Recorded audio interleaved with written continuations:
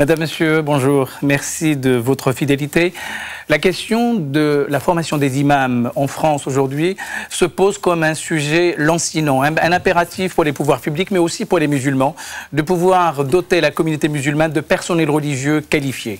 Cette question nous ramène évidemment au statut même de l'imam. Quelle a été son histoire? Quelle a été sa mission? Quelle est toujours la mission que lui confère justement sa religion? Et comment la situation se présente aujourd'hui? Alors, pour en parler, j'ai le plaisir de recevoir deux invités.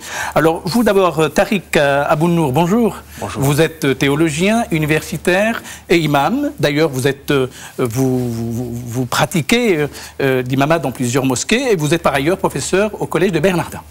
À côté de vous, Khaled El Arabi, bonjour. Bonjour. Vous êtes imam à la Grande Mosquée de Paris. Vous avez une formation de théologien. Merci de nous rendre visite aujourd'hui pour pouvoir nous parler précisément de cette fonction très très importante. Alors, avant de revenir vers vous, regardez avec moi ce sujet qui nous a été préparé par Boualem Gueritli, qui nous montre quelle est d'abord la question de l'imam, quelle est sa formation, mais surtout, on remonte aux origines. Regardez.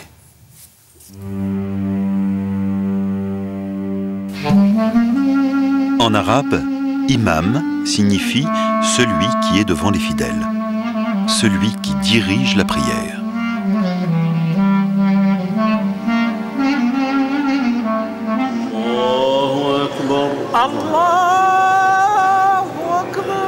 C'est le prophète Mohammed qui a dirigé la première prière de l'islam à Médine. Et jusqu'à sa mort, en 632, il a continué à être l'imam des premiers musulmans.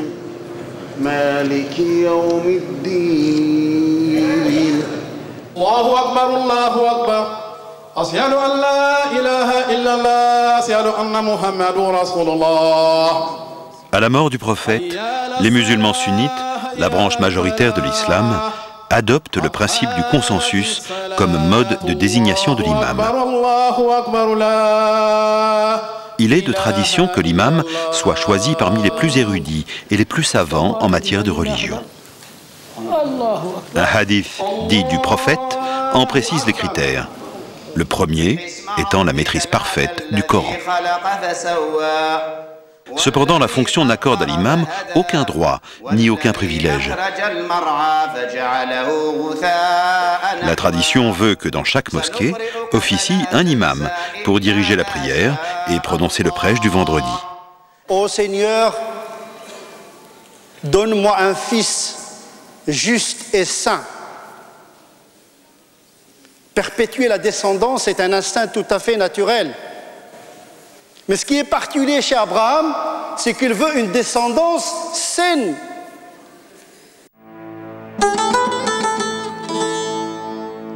Les chiites, la seconde branche de l'islam, qui représente aujourd'hui environ 15% des musulmans dans le monde, appartiennent à une tradition cléricale avec une hiérarchie religieuse puissante.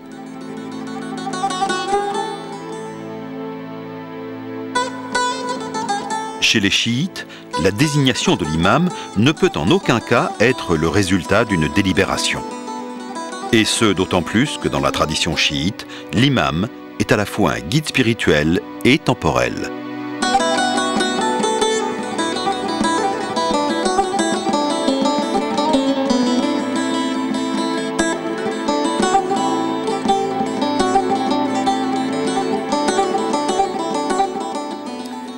Document signé Boualem Gueritli.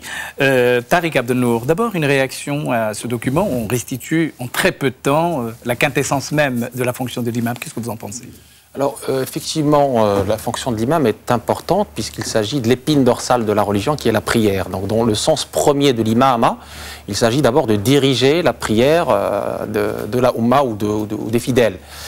Ensuite, le deuxième sens de l'imama, qui est un sens plus large, c'est cette fonction temporelle qui a été exercée par le prophète de son vivant, qui était calife, c'est-à-dire qui s'occupe des affaires de la Oumma. Juste un peu avant sa mort, dans sa maladie, il avait désigné Abu Bakr pour diriger la prière des musulmans. Abu Bakr, le premier calife. Premier calife, ce qui symbolisait, enfin, cet appel à diriger, symbolisait aussi cette volonté ou cette importance que ce personnage va avoir après, qui deviendra effectivement le premier calife de l'islam. Juste, je reviens sur la nuance qui a été faite sur le pouvoir temporel ou la fonction temporelle de l'imam. Cette fonction temporelle et spirituelle de l'imam, elle a été exercée même dans le monde sunnite. On va le voir tout à l'heure à travers les âges. C'est-à-dire que l'imam, dans sa fonction plus large, on appelle aussi l'autorité. L'autorité temporelle est aussi désignée comme étant l'imam de la Oumma. Khaled Al-Arabi, le modèle, la référence pour tous les musulmans, c'est le prophète qui l'incarne. Le prophète a été le premier imam de la communauté musulmane. Tout à fait. Bismillah, salam ala rasulillah sallam. Donc, effectivement, le premier imam, c'est notre prophète Mohammed sallam, c'est notre modèle même. Et après, ça a succédé, comme il a dit le frère, donc à la fin de sa vie, le prophète sallam, il a dit à notre mère Aïcha et aux compagnons qui étaient présents dans sa chambre, donnez l'ordre à Abu Bakr de diriger les fidèles dans la prière. Il a dit 2 fois, donnez l'ordre à Abu Bakr de diriger les fidèles dans la prière. Ce jour-là, Aïcha radiyallahu anha, elle dit au messager d'Allah, plutôt que ça soit Omar qui dirige les fidèles, parce qu'Abu Bakr, c'est quelqu'un qui pleure facilement.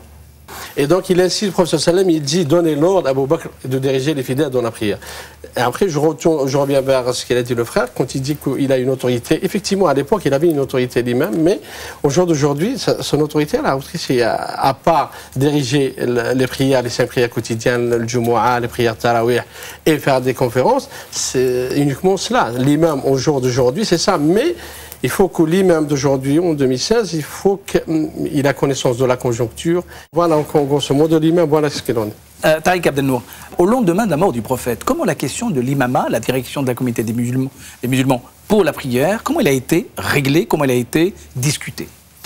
L'imam, dans le sens religieux, stricto sensus, en fait, celui qui dirige la prière, les ulama, enfin les fuqaha, c'est-à-dire les jurisconsultes, il y a des conditions nécessaires et suffisantes pour être un imam. Donc, qui ont été résumées. Hein, il y a unanimité, par exemple, sur le fait d'être pubère, de connaître les règles de la prière, etc. Et il y a des conditions de préférence, c'est-à-dire le plus érudit, celui qui sait le plus de versets du Coran, qui a appris le Coran, etc.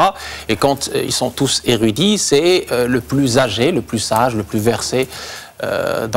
Et effectivement, l'imam, comme c'est un modèle, comme c'est celui qui dirige la prière des gens, il doit avoir cette moralité, cette sagesse également.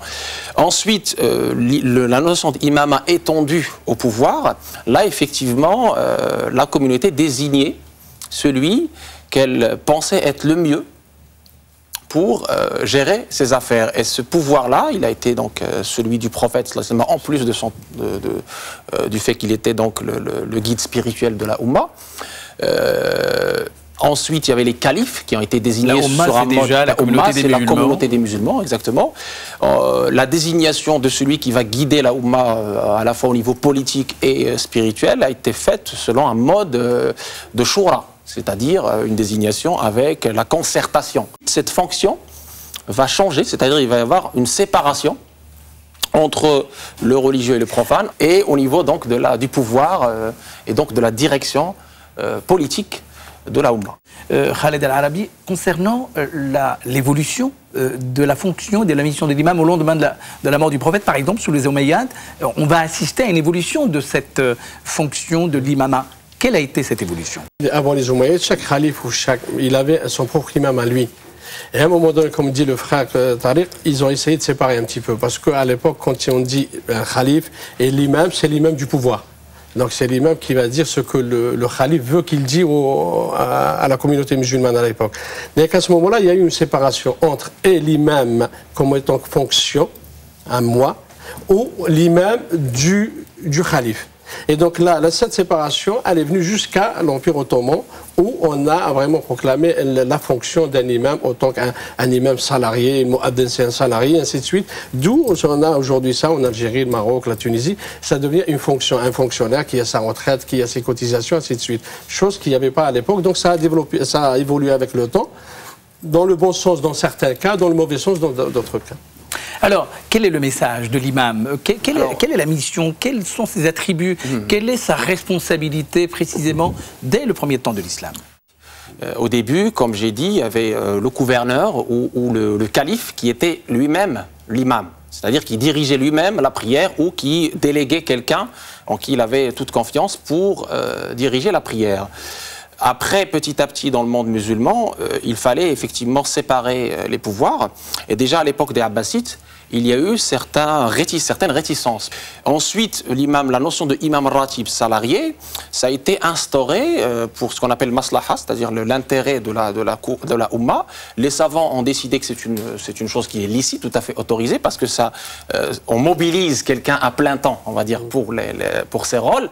Parmi les rôles de l'imam, donc si on prend le sens élargi de l'imam, c'est effectivement en plus de la direction de la prière, il peut faire le prêche du vendredi. Alors précisément, Khaled Larabi, il y a donc une double responsabilité, diriger la prière, mais aussi donner tous les vendredis ce prêche. Quelle est la fonction de ce prêche? Donc l'imam en soi, c'est un guide. Donc c'est un guide spirituel pour la communauté musulmane. Et ce vendredi lui-même, c'est une fête pour tous les musulmans. Ça, c'est le rôle du prêtre, de l'imam. Et donc l'imam, en soi, il faut qu'il y ait une certaine plateforme de connaissances pour qu'il puisse faire face à certaines idéologies ou certaines pensées dévastatrices ou certains fatalismes, l'intégrisme, tout ce que vous voulez. Cette responsabilité qu'a l'imam aujourd'hui pour transmettre le message, elle a un slogan, si je puis. Le slogan par la sagesse et la bonne exhortation, appelle les gens. C'est le rôle de l'imam. S'il sait avec la sagesse et la bonne exhortation, il peut appeler les gens à l'islam. Tariq Abounour, est-ce que la khutba, le prêche du vendredi, n'avait-il pas aussi un aspect politique? Vous savez, en religion musulmane, politique et la politique est dans la religion, c'est-à-dire le fait de gérer les affaires de ce monde fait partie aussi du rôle, de la responsabilité du musulman, et l'imam, et entre guillemets, il ne va pas être le porte-parole d'un pouvoir quelconque. Il a une amana, une responsabilité très lourde, et il a le devoir de donner les orientations, les prescriptions, qui vont au-delà de la morale simple ou de la spiritualité simple. Au-delà, dans les premières époques de l'islam, ça allait jusqu'à dire que tel monarque, il est tyran, n'allait pas le soutenir, ou telle chose, il faut la faire parce que c'est dans l'intérêt de la Oumma, etc. Donc il avait un pouvoir qui était très important, puisqu'il était écouté. Pourquoi il a été écouté? Parce que justement, il a développé cette notoriété spirituelle et morale, en plus de sa compétence scientifique et théologique. Et là, effectivement, c'est la notion de guide. On revient à la notion de guide, qui était même dans le monde sunnite assez présente finalement, puisque l'imam, il était là pour rappeler, pour donner les orientations et pour vacciner la Oumma, les fidèles. Vous voulez dire d'immuniser la Oumma? Immuniser, vacciner déjà avant et immuniser quand le phénomène arrive, immuniser la communauté et leur dire voilà, l'islam c'est pas ça, c'est ça, etc. Et il y a un verset du Coran qui donne cette vision plus large de l'imam. Yawma nad'u kulla unasin bi imamihim. Le jour où on appellera chaque communauté par son imam. Ce qui veut dire que cette notion de imam, elle va au-delà de la direction de la prière, c'est-à-dire ce guide, entre guillemets, des consciences. Il est là aussi, il porte cette responsabilité de communiquer, morale, spirituelle, éthique, et il avait aussi une fonction politique, puisqu'il donnait aussi des directions dans le sens... Alors ça, c'est la tradition, la première tradition, car dès la deuxième moitié du premier siècle de l'islam, c'est-à-dire au lendemain de la mort du prophète, il va y avoir deux grandes directions. La direction majoritaire, les sunnites, qui eux avaient ce qu'on appelle le principe du consensus, l'ijma', mais il y a aussi la vision chiite qui, elle, donne et octroie à l'imam une fonction tout à fait particulière. Laquelle? Bah écoutez, la distinction, déjà le rôle des mosquées, déjà très important, parce que l'imam il est dans une mosquée.